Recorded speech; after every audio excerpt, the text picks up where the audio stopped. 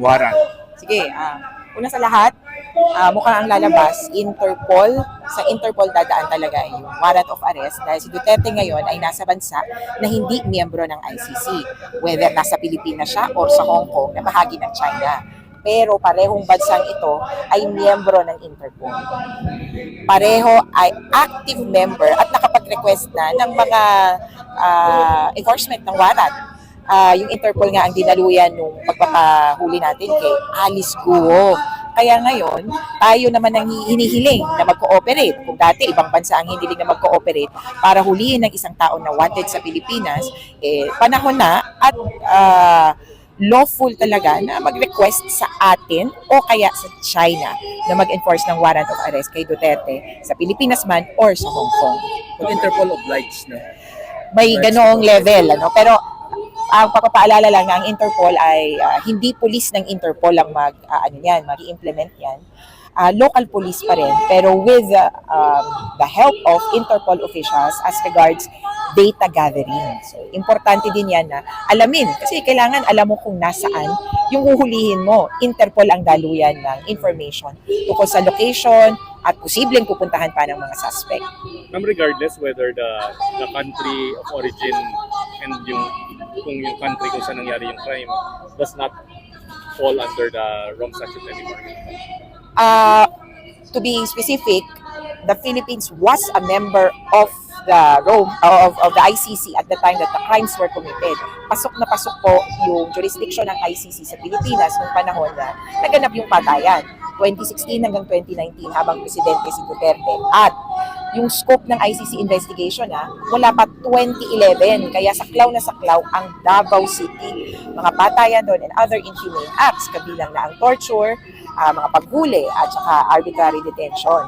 Kaya from 2011 hanggang 2019 ang coverage ng ICC investigation with emphasis on Davao in the first few years.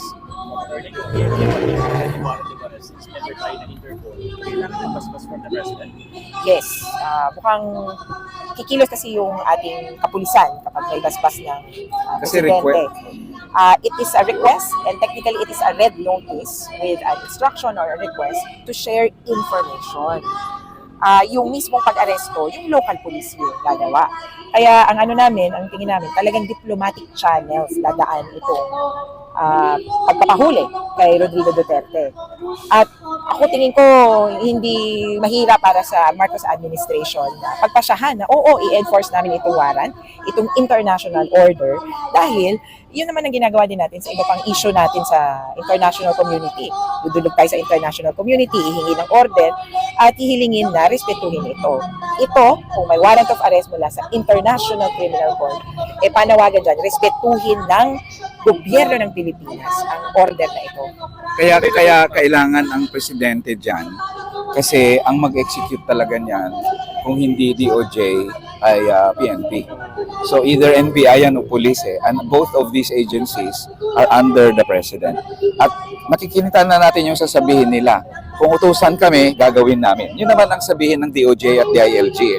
Kung utusan kami ni Presidente, gagawin namin. So doon pa rin ang punot dulo kay President Marcos who will decide to implement any warrant of arrest if ever issued ng ICC. Ma'am, sir, may nag-float din ang possibility na kaya pumunta si former President Duterte doon ay yung possibility of asylum, no? Just in case, kasi alam naman natin malapit siya sa China. So, anong legal aspect, anong legal perspective doon? Pwede ba siya maghumingi ng asylum?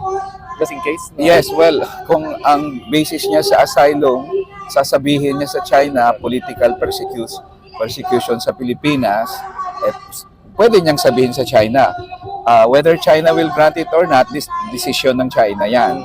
In the end, kaibigan ng China si Duterte, pwede siyang proteksyonan, pero daw din siya, ang China will look out for its own interest.